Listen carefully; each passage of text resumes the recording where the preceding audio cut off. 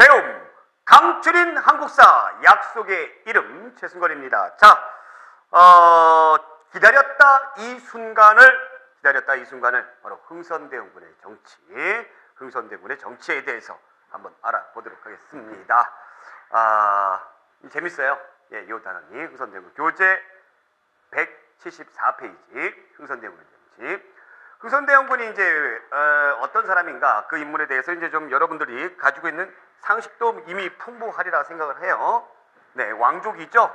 왕족인데 뭐 왕족이라고 해봐야 몰락한 왕족이니까 그닥 뭐 크게 뭐라 그럴까요? 대우도 받지 못하고, 그래서 뭐 궁도령이니 미친놈 취급을 많이 당했죠. 자, 우리가 정조가 죽고 나서 1800년도부터 고종이 즉위한 1863년 요 기간을 누가 뭐라고 한다고 그랬죠? 세도 정치다 한다고 했죠. 세도 정치. 그래서 안동김씨, 풍양조씨, 그 다음에 다시 안동김씨로 갔던 그런 기간입니다. 자, 그러다 보니까 왕권은 실추가 되고 뭐 의정부라든가 뭐 육제의 원래 기능도 재구시를 못하더라라는 얘기예요. 자, 그런 상황 속에서 1863년도에 고종이 즉위를 합니다. 이 고종 역시 앞선 임금들하고 똑같이 어릴 때 임금이 돼요. 이 고종의 아버지가 흥선대원군인데, 원래 흥선군 그러거든요. 대원군인데 이름은 뭐예요? 이하응이죠. 이하응이에요. 이하응. 그런데 요 대원군이라는 호칭은 누구에게 붙여주냐면 임금의 아버지한테 붙여주는 걸 대원군이라고 해요. 그러니까 자기는 임금이 되지 못하고 자기의 아들이 임금이 됐을 때 대원군이다라고 이름을 붙여주는 겁니다. 네, 그 이항이에요. 자, 그래서 나름대로 이항은 요 기간 동안에 자기가 살아남기 위해서 많은 노력을 했죠. 예, 뭐 기었어요. 뭐 이렇게 무릎 꿇고 기있고 안동김씨 앞에서 거의 뭐 기다시피 했다라고 보시면 되죠. 왕족이면서도 불구하고 사람들이 손가락질도 많이 받았고. 자, 그랬던 이유는 자기의 아들을 뭘로 앉히기 위해서, 임금으로 앉히기 위해서. 즉 안동김씨들 입장에서 철종의 후사로 고종만한 사람이 없더라라는 얘기죠. 나이도 어리고 아버지는 술이나 좋아하고 아무런 관심이 없고, 그래서 얘를 임금으로 앉히면 또다시 우리가 뭐 할 수 있다? 마음껏 나라 정치를 쥐락펴락할 수가 있겠다라고 생각을 했던 것이죠. 그러한 배경 속에서 고종이 즉위를 했다라고 보시면 되겠습니다. 그런데 이것은 어떻게 보면 돼요? 흥선대원군의 전략이었죠. 그래서 기다렸다 이 순간을이에요. 기다렸다 이 순간을. 그럼 흥선대원군은 어떤 정책을 폈을까라는 것을 우리가 놓고 봤을 때에 흥선대원군은 어떠한 정책을 폈을까? 우선 떨어진, 실추된 왕권을 강화하기 위해서 노력을 했겠죠. 그래서 왕권을 강화하기 위한 노력을 했을 것이고, 그 다음에 백성들의 삶의 파탄이 일어났어요. 전국 각지에서 뭐가 일어나고, 농민 봉기가 일어나고, 그래서 민생을 안정시키기 위해서 노력을 했을 것이다 라는 겁니다. 이 두 가지가 가장 큰 포인트예요. 자, 그 다음에 요 당시에 뭐가 일어납니까? 뭐 이항선도 들어오고, 중국 같은 경우 아편전쟁이 일어나고, 그래서 그렇게 믿었던 대국이었던 그 청나라가 영국한테 박살나고, 그 다음에 베이징 조약이 있으면서, 제2차 아편전쟁이 있으면서 베이징 조약을 딱 하게 되면서 러시아가 우리와 국경을 맞이하게 되고, 그래서 서양에 대한 어떤 그 두려움을 가지고 있었던 그런 상황들이죠. 그런데 이 대외적인 그런 부분에서는 통상수교를 어떻게 했다? 통상수교를 거부하는 그런 정책으로 갔다. 이게 크게 세 가지로 볼 수가 있습니다. 그러면 흥선대원군의 정책에 대해서 한번 알아보겠습니다. 국내 정책에 대해서 한번 알아볼게요. 우선 통치체제를 정비한다. 통치체제. 교재에도 나와 있어요. 통치체제. 그러면 원래대로 복귀를 시키기 위해서 노력을 했겠죠. 그래서 거기에 나와 있는 안동김씨를 몰아내버리는 겁니다. 몰아내버려. 너희들 가! 이렇게 해버리는 거죠. 그 다음에 중종 때 있었던 상설기구화됐던 비변사를 없애버린다. 그러면서 의정부와 육조의 기능을 원래대로 되돌려 놓는다라는 거죠. 그리고 삼군부, 군대에 부활한다. 자, 이러한 배경 속에서 정조 때에 만들어진 법전이 뭐였어요? 대전 통편이었죠. 대전 통편. 그래서 다시 법전을 또 만듭니다. 이 당시 상황에 맞게. 그래서 대전 회통이라는 그런 법전도 만들었다. 물론 육전조례 이런 법전이 있는데, 그러니까 여러분들이 이름 비슷한 것이 순서별로 시험 문제에 많이 나와요. 우리가 맨 처음에 경국대전, 경국대전 속편인 속대전, 그 다음에 속편 나왔으니까 뭐 나와야 돼요? 통합편 나와야 되겠죠? 대전 통편, 통합편까지 나왔어. 그래서 회고편 나온다 이렇게 생각하세요. 그냥 대전 회통 이렇게 나와 있다. 자, 그리고 무너진 왕권을 되세우기 위해서 뭐를 했느냐? 그 두 번째로 경복궁을 중건한다라는 겁니다. 경복궁을 중건한다라는 얘기입니다. 이 경복궁이 언제 없어졌죠? 임진왜란 때 없어졌죠. 선조가 수도를 버리고 야반 도주를 딱 해버리니까 성남 백성들이 경복궁, 창덕궁 다 불질러 버렸어요. 그리고 나서 이 경복궁은 크기가 어마어마하니까 얘는 손댈 엄두도 못 내고 있다가 창덕궁만 다시 세웠던 것이죠. 그러니까 경복궁은 그냥 터만 덩그라니 폐허로 남아 있었던 겁니다. 이것을 다시 짓더라라는 얘기죠. 근데 이게 대규모 공사기 때문에 돈이 어마어마하게 들어가는 거죠. 엄청나게 들어가요. 그래서 이 경복궁을 중건하기 위해서 어떻게 했느냐? 백성들에게 뭘 시킵니까? 노역을 시키더라라는 거죠. 부역이죠. 그래서 재정, 이 경비를 마련하기 위해서는 또 뭐를 했느냐? 원납전, 그 다음에 당백전, 이런 것들을 만들더라. 이게 화폐입니다. 화폐. 이 원납전은 뭐냐면, 원납전은 원하는 사람은 내시오라는 거죠. 원하는 사람은 내시오. 납부하세요. 일종의 뭐예요? 기부금이에요. 기부금. 기부금의 명칭이에요. 화폐의 명칭이 아니라. 그러니까 원납전, 원하는 사람은 내세요. 그랬는데 원하는 사람 누가 있겠어요? 그렇죠? 그래서 강제로 징수를 해요. 그래서 이 원납전이, 이 원자가 원하는 사람, 즉 원할 원자인데 나중에는 어떻게 바꿔서 불러요? 원망할 원자로. 그 다음에 당백전이라는 건 이거는 화폐의 이름입니다. 화폐의 이름인데 새로 주조된 화폐인데 일당백한다라는 얘기죠. 이 화폐 하나가 상평통보의 100배 가치를 지니고 있어요. 그래서 당백전이에요. 당백전. 100배 가치를 지니고 있다 해서 당백전이죠.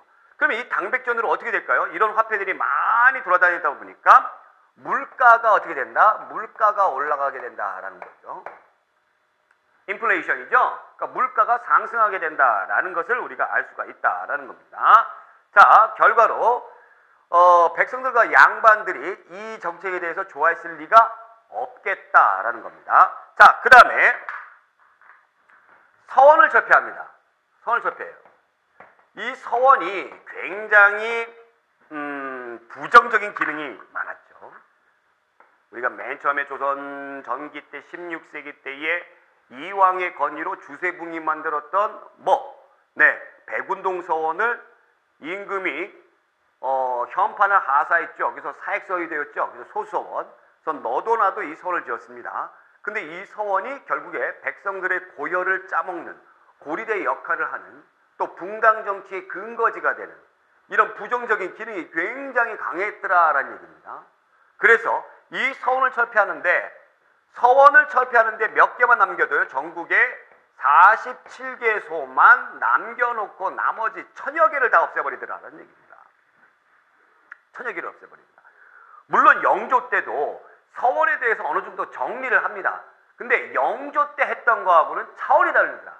거의 서원에 씨를 말려버리는 거예요. 긍정적인 기능을 하는 선만 빼고는 다 없애버린다라는 얘기예요. 여기에서 양반들이 굉장히 반대를 합니다. 서울까지 올라와서 연자 시위를 하고 엄청나게 반대를 했겠죠. 그때 흥선대원군이 뭐라고 그러냐면 공자가 살아난다 해도 진실로 백성에게 해를 끼치면 용서하지 않겠다 라는 그런 멋진 말을 남겨요. 여기서 말하는 공자는 바로 뭐예요? 선을 의미하는 겁니다. 선을 의미하는. 선을 없애버려요. 과감한 정책이죠. 대단한 겁니다. 대단한 거. 네. 자, 그러면 여러분들 거기에 보시면은 이제 한 가지 빠져본 게 있는데, 이 서원만 없애는 것이 아니라 만동묘라는 것도 없애버려요. 만동묘. 그러면 이 만동묘라는 게 뭐냐면 사당입니다. 사당. 사당인데 누구를 위한 사당이냐면 명나라의 희종을 위한 사당이에요. 희종을 위한. 우리가 이제 앞에서 나왔어요. 이거 언제 나왔어요? 숙종 때, 뭐 대명거사, 또 그 다음에 숭정처사, 그래서 명나라 희종, 또 그 다음에 숭정제, 명의 마지막 임금들, 그죠? 청에 대한 어떤 복수심에 불타올랐던 조선 후기 때에, 쉽게 말하면 몇 세기? 17세기, 18세기 때에 얘네들을 흠모하는 그런 무리들이 있었죠. 그래서 그 가운데 하나예요. 그럼 명나라 희종을 추모하는 사당이라고 보시면 돼요. 그럼 명나라 희종이 뭐 했던 사람이냐면, 임진왜란이 일어났을 때 우리나라에 원병을 보내주게끔 허가를 해줬던, 그래서 굉장히 우리나라 유학자들이 이 희종을 어떻게 보냐면은 은덕을 입은 그런 사람으로 추앙을 했던 것이죠. 그래서 이 만동묘를 설치를 해가지고 여기에서 이제 사당을 해가지고 제사도 지내고 뭐 이렇게 하고 그랬고요. 그 다음에 우리가 노론의 거수 누구 송시열도 여기 아주 큰 역할을 합니다. 큰 역할을 하는데, 나중에 시간이 지나면서 이 만동묘가 어떤 역할을 하냐면, 이 만동묘에서 뭐 행사한다 그러면은 뭐 음식도 많이 만들어야 되고 뭐도 많이 들어가고 재정이 많이 들어가잖아요. 그렇죠? 이 재정 확보를 위해서 백성들을 괴롭히더라라는 얘기는 이 만동묘. 백성들을 괴롭혀요. 그렇죠? 죽은 사람을 위해서 산 사람들이 죽어나가는 그런 어떤 안 좋은 모습들이 여기서 나타나더라. 그래서 이 만동묘도 없애버린다라는 거였습니다. 자, 그 다음에 세도 정치 기간 동안에 백성들을 가장 괴롭혔던 것은 바로 이 삼정이었죠. 삼정이었어요. 이 삼정의 문란을 바로잡기 위해서 노력을 하는데, 삼정은 뭐였죠? 전정, 군정, 황곡이었죠. 네, 요 세 가지였습니다. 이 전정은 토지세였어요. 이 토지세, 전정을 개혁하기 위해서 뭘 하냐면 양전사업을 하더라. 양전사업이라는 게 뭐냐면 토지입니다. 토지를 측량한다. 즉 이 토지의 소유주가 누군지 정확하게 파악을 하는 거예요. 그래서 양반들이 숨겨놓고 자기가 거기서 농사짓는 그런 토지도 있겠죠. 세금 안 내려고 하는, 그러니까 탈세하는 그 숨겨놓은 토지들을 우리가 은결이라고 불러요. 그래서 의 은결을 색출을 합니다.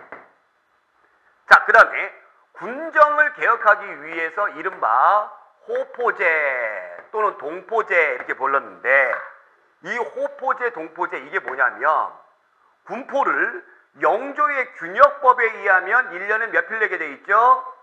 한 필 내게 돼 있죠. 그런데 부족분, 이 부족분을 해결하기 위해서 토지 결수별로 결작이다 해가지고 쌀 2마를 내게 했습니다. 그리고 어염세, 선박세, 어장세 이런 거 내게 했고, 그쵸? 그리고 벼슬에 나아가지 못한 그런 양반들 선무군관이다 이런 거 시켜줘가지고 선무군관포 내게 했죠. 자, 그런데 이것에 부족이 들어왔죠. 어떤 게 들어왔어요? 뭐 황구첨정, 백골징포, 인징, 족징 이런 것들이 들어왔습니다. 그래서 백성들이 너무너무 살기가 어렵더라라는 얘기입니다.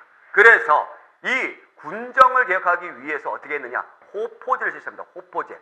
호포제는 원래 군대 가는 사람들 16세에서 60세 그 남자들이 군포를 내게 돼 있는데, 양반들 안 내고 노비들 안 내고 양반들 내게 있는데, 이 호포제는 사람별로 내게끔 했던 거를 호변으로 한 가구별로 한 가구별로 내게끔 한 거예요. 한 포 내라 했던 거예요. 이 정책을 딱 하니까 백성들이 굉장히 좋아하죠. 야, 신난다. 흥선대원군 짱이야. 너무 부족해. 너무 부족해서 이걸 어떻게 해야 되겠느냐. 어떤 계층의 인구가 늘어났다고 그랬어요? 4개 계층 가운데서 양반, 중인, 상민, 천민 가운데서 양반층이 엄청나게 내려놨다고 그랬죠. 양반 너네도 내라라는 얘기입니다. 양반 너네도 내라. 한 포만 내라. 한 가구에 한 포만 내라. 양반들이 싫어했겠죠. 그런데 우리 뭐라고 그래? 야, 한 가구에 하나만 내라는데 그것도 안 해? 해버린 거예요. 그러니까 이건 양반들의 반발을 가져왔던 것이죠. 자, 그 다음에 환곡이 있습니다. 환곡. 이 환곡은 원래는 빈민구제법이죠. 예, 곡식이 돌아온다. 빈민구제법이에요. 그런데 이것들이 관리들의 부정이 들어가게 되면서 사실 삼정 가운데서 제일 힘들었던 것이 바로 이 환곡이었죠. 그래서 사창제를 실시합니다. 사창제. 자, 이 사창이라는 게 이름이 똑같은 게 있어요. 뭐가 있냐면 조선 전기 때에 이 양반들이 향촌의 지배 질서를 강화하기 위해서 자치적으로 이걸 만들어서 백성들을 구제하려고 했던 그 사창이 있고요. 그렇죠? 지금 흥선대원군의 이 사창은 그 사창하고 거리가 멀어요. 황곡이라는 거는 곡식을 보관하는 창고잖아요. 그렇죠? 곡식을 보관하는 창고인데 이 곡식 보관하는 이 사자가 마을 사자. 그 마을에 있는 곡식 보관하는 그 창고에 누구? 이 창고를 지키고 있는 사람을, 즉 키를 주고 있는 사람을 그 마을에서 인정받은 아주 청렴하고 정직한 사람에게 주는 겁니다. 마치 나처럼 주는 거예요. 이것이 바로 사창제다. 그래서 삼정의 문란을 개혁하기 위해서 무지한히 노력을 했다라는 얘기죠. 자, 그러면 우리가 여기에서 이제 한번 알아봐야 되는 것은 바로 흥선대원군의 정책 가운데서 이제 통상수교 거부 정책을 한번 볼게요. 통상수교 거부 정책. 옛날에는 쇄국 정책이다 이렇게 공부를 했어요. 쇄국이라는 것은 나라의 문호를 잠근다. 근데 요즘에 그런 표현을 하지 않고 통상수교 거부 정책을 했는데, 자, 왜 했냐면 흥선대원군이 짱구가 아니에요. 바보가 아니에요. 당시 사회가 어떻게 돌아가고 있다는 거 너무너무 잘 알아요. 굉장히 잘 알아요. 그런데 왜 거부를 했을까? 그 까닭을 무엇인가? 그걸 우리가 한번 생각을 해봐야 됩니다. 우선 흥선대원군의 당시 배경이 뭐가 있었냐면 탄핵의 위기가 있었다라는 얘기입니다. 탄핵의 위기가 있었다. 그 다음에 러시아가 남하를 하면서 러시아에 대한 두려움이 있었어요. 이 두 가지 때문에 굉장히 고민을 합니다. 그래서 흥선대원군이 처음에 어떻게 하냐면 프랑스라든가 영국이라든가 이런 나라들이 강하다라는 것은 잘 알고 있죠. 근데 당시에 우리나라에 천주교를 선교하는 선교사들, 프랑스 선교사들이 활동을 하고 있었어요. 그래서 그 선교사들을 통해서 중국에 와 있는 프랑스 함대를 이용해서 러시아의 남하를 막으려고 노력을 했던 겁니다. 제2차 아편 전쟁으로 인해서 베이징 조약이 중국 청나라가 영국, 프랑스 또 이 베이징 조약을 러시아의 주선으로 맺게 되는 거거든요. 그 대가로 러시아가 우리나라와 국경을 마주하게 되는 거예요. 그래서 프랑스 함대를 이용해서 러시아 세력을 막으려고 했어요. 그걸 처음에 했는데 이것이 실패로 돌아갔습니다. 화딱지가 확 나는 거죠. 흥선대원군이. 자, 또 한 가지는 탄핵 위기예요. 이러한 시도를 흥선대원군이 이러한 어떤 생각을 가지고 있다 보니까 프랑스 선교사들이 선교 활동을 하는 부분에 있어서 좀 느슨하게 했겠죠. 그죠? 그러니까 천주교에 대해서 좀 관대한 그런 모습을 보였어요. 그러면 우리가 앞에 있었던 노론들을 몰아냈습니다. 세도가들을 몰아냈어요. 네, 그러니까 기득권층들이 흥선대원군 미워합니다. 그 다음에 호포제라든가 또 그 다음에 경복궁 중건이라든가 서원철폐라든가 만동묘 철폐라든가 이런 것들을 놓고 봤을 때 양반들이 굉장히 싫어하는 거죠. 흥선대원군. 어느 날 갑자기 어디서 거지 같은 놈이 나타나가지고 우리의 목을 죄지더라 하라는 얘기예요. 탄핵 위기에 몰려 있는 겁니다. 너 왜 국가에서 사교라고 규정한 천주교에 대해서 관대한 정책을 피느냐. 탄핵 위기. 정치적 위기죠. 그래서 천주교를 박해한다. 제가 지난번에 천주교의 박해에 대해서 잠깐 다뤘습니다. 가장 큰 박해 바로 뭐냐면 병인 박해예요. 병인년에 일어났던 병인박해입니다. 1866년도에. 이거 관련된 그 유적지는 바로 이제 절두산이라고 양화교 있는데 거기 있다라고 얘기했죠. 굉장히 많은 수의 천주교인들이 죽습니다. 죽는데 이것을 구실로 해서 누가 쳐들어오는 거예요? 결국에 청나라에 있는 프랑스 함대가 쳐들어오는 거예요. 그래서 병인년에 일어난 서양 세력의 소동이다 해서 병인양요, 같은 애겠죠. 프랑스 함대가 쳐들어옵니다. 프랑스 함대가. 프랑스 함대가 어디를 점령하냐? 서울로 들어가는 강화도를 딱 점령을 하더라라는 얘기입니다. 강화도를 점령하더라. 이 강화도를 딱 점령을 했을 때에 우리나라의 부대들이 정말 노력을 많이 했어요. 노력을 많이 해서 물리쳤습니다. 물리쳤던 사람이 바로 이제 양원수예요. 양원수. 양원수. 이 사람 이름 꼭 기억해주세요. 양원수, 프랑스. 알았죠? 양원수, 프랑스. 물리쳐요. 물리치는데 얘들이 그냥 간 게 아니에요. 그냥 간 게 아니라 외규장각 도서를 어떻게 했습니까? 강화도에 있는 외규장각 도서를 약탈해 가고 지나라로 가져갔죠.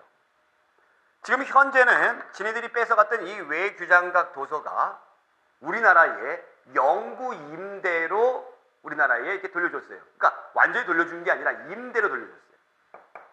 이것이 병인양요다라는 겁니다. 어쨌든 프랑스 함대를 우리가 물리쳤습니다.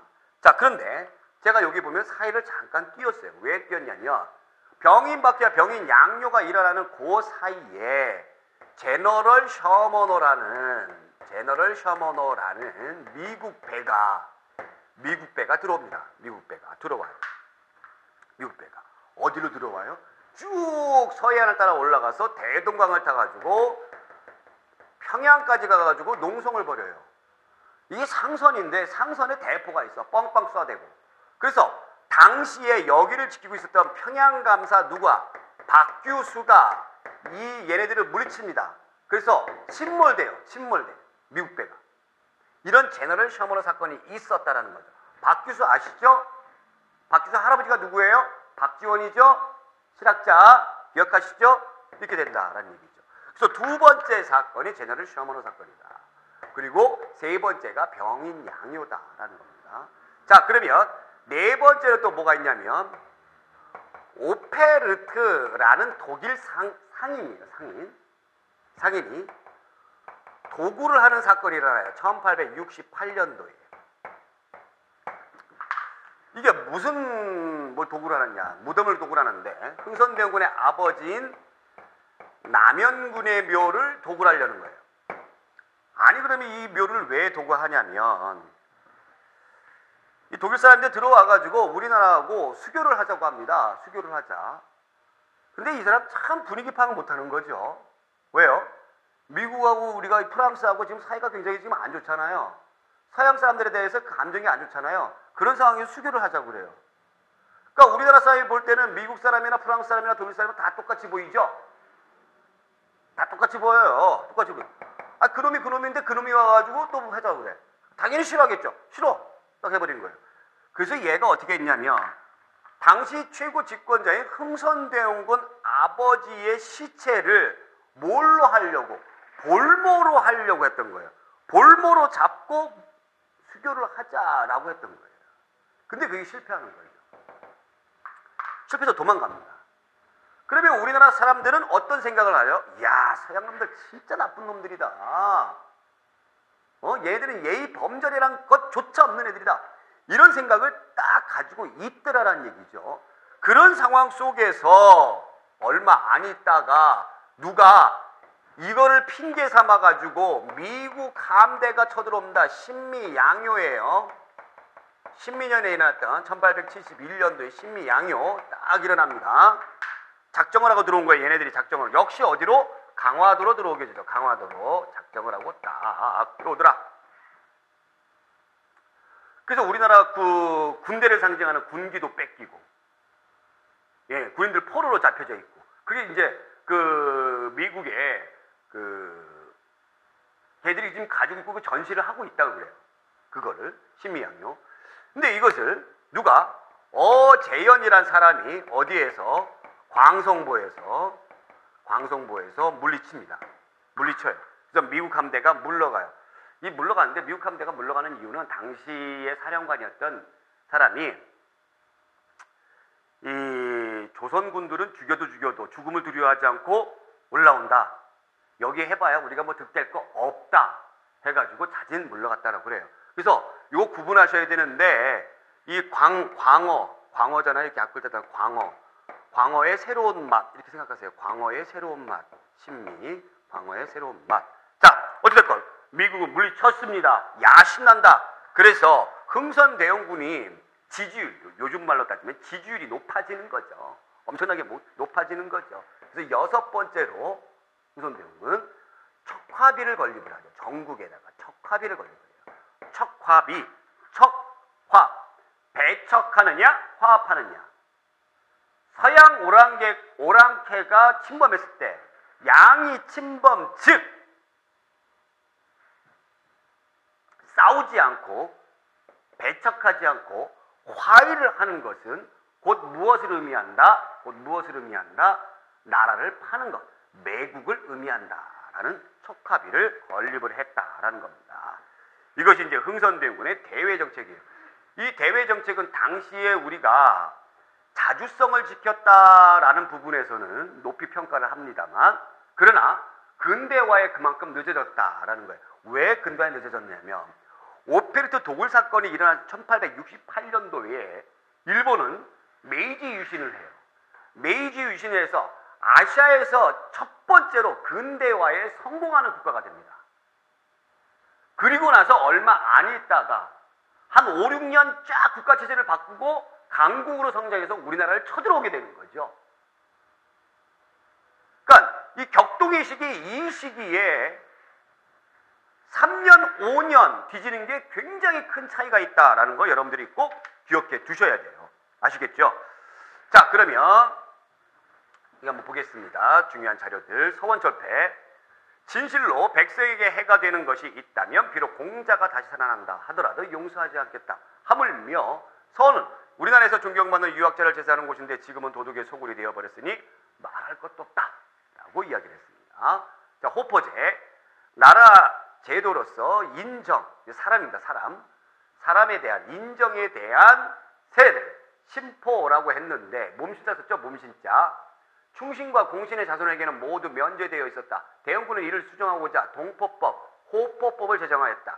조정관리들이 반대하자 충신과 공신이 이룩한 사업도 종사와 백성을 위한 것이었다. 지금 그 후손이 면세를 받기 때문에 일반 평민이 법에 저한 세금보다 무거운 부담을 지게 된다면 충신의 본뜻이 아닐 것이다 라며 단호히 그 법을 시행하였다 였습니다. 자, 여기 이제 나와 있는 그림이 바로 뭐예요? 이게 뭐예요? 당이죠. 당백전이에요. 당백전. 이 당백전이 경복궁을 짓기 위해서 발행한 화폐 이름이죠. 상평통보에 100배 가치를 지닌다라는 거죠. 자, 그 다음에 이제 이 그림 보겠습니다. 최근 들어서 이 그림과 관련된 것이 잘 나오는데 아까 제가 광어의 새로운 맛, 광성진, 어재연 그것만 알아두세요.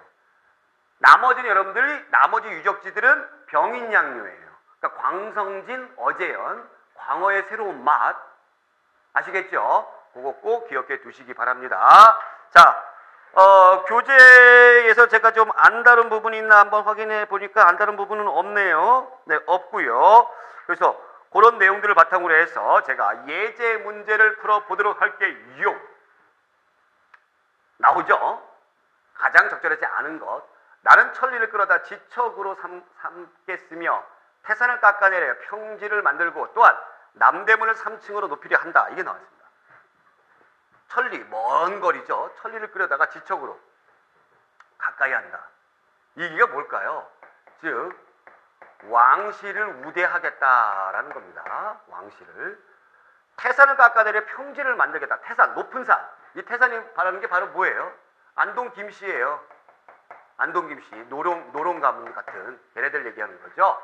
또한 남대문을 3층으로 높이려 한다. 이 남대문은 바로 정권에서 소외된 남인들을 얘기합니다. 그럼 1번 적절하지 않은 건 만동묘를 철폐하고 폐단이 큰 서원을 철폐하도록 하였다. 맞죠? 의정부와 상군부의 기능을 부활시켜 각각 정치와 군사의 최고 기관을 삼았다. 맞죠? 임진왜란 때 소실된 경복궁을 재건하고 광화문 앞에 육조거리 등 한양 도시 구조를 복원하였다. 그렇죠? 정치제도를 개혁하기 위해 비변사의 기능을 강화했다. 비변사를 없애버렸습니다. 폐지해버렸습니다. 정답은 4번. 2번. 친 이 사건. 뭔 친일까요? 밑줄 친이죠. 밑줄 친. 자, 미국 배가 손돌목으로 들이닥쳤다. 이곳을 병인년의 난리를 겪은 후부터 군사를 늘려 방비를 엄하게 하던 요지로서 통행증이 없으면 함부로 통과할 수 없었다. 그들은 이곳에 무단으로 들어와 통상을 요구하더니 갑자기 강화도를 공격하다. 이 사건으로 우리 측은 많은 피해를 입었다. 부평도부의 보고에 의하면 미국 배는 닻을 올리고 먼 바다 쪽으로 갔다고 한다. 뭐 어디에 있었는지 모르겠습니다만 이 사건은 바로 뭘까요? 이 사건은 바로 뭘까요? 신미양요죠? 네. 신미양요입니다. 강화도를 공격했어요. 어제연이 성보, 광자가 빠졌죠? 광성보에서 항전하다가 사했습니다. 죽었습니다. 전사했다. 맞습니까? 광어의 새로운 맛 맞죠? 네. 외구장각에 보관된 왕실 도서가 약탈됐다. 이거는 바로 뭐죠? 이거는 병인양요죠. 그게 틀렸죠. 상인 오페레트가 남영근의 무덤을 독일화했다. 이것도 틀렸고, 제너럴자가 빠졌어요. 제너럴 셔머너가 진입하여 민간인에게 피해를 입혔다. 이 사건과 관련이 돼 있습니다만 이 사건은 아니죠. 제너럴 셔머너 사건을 핑계로 해서 들어온 거죠. 자, 그러면 우리가 한번 생각해 볼게요. 일단 정답은 1번이고 제너럴 셔머너 사건은 몇 년도에 일어난 거죠? 1866년도에 일어난 거죠. 병인박해와 병인양요 사이에 일어났던 것이죠. 그 순서 여러분들이 알아두면 굉장히 중요해요. 근데 신미양요는 몇 년에 일어났어요? 신미양요는 1871년도에 일어났어요. 자, 병인박해 일어나니까 프랑스 함대 바로 쳐들어왔죠. 같은 해, 병인년에. 근데 왜 미국은 몇 년 지난 거예요? 5년이나 지난 지금 한참 지나가지고 쳐들어왔을까요? 요때 제너럴 셔머너 사건이 있을 때에 남북전쟁 끝난 지 얼마 안 된 해였어요. 그러니까 남북전쟁 끝난 지 얼마 안 된 해였기 때문에 당시의 대통령 링컨 체제였죠. 그러니까 남북이 통합해가지고 새로운 미국을 건설하는데 정신이 하나도 없던 거예요. 그러니까 극동의 조그만 나라 우리나라에 관심이 없던 겁니다. 이 당시는. 그러니까 시간이 지나고 나서 야, 그 사건이 있었지. 그럼 그걸 핑계로 해서 쳐들어가자. 생각나서 쳐들어온 거예요. 어떻게 하면 뭐예요? 쫓아나죠. 예. 그런 모습들을 참고로 기억해 두시면 되겠습니다. 자, 이렇게 해서 우리가 흥선대원군의 개혁 정책에 대해서 한번 알아봤고요.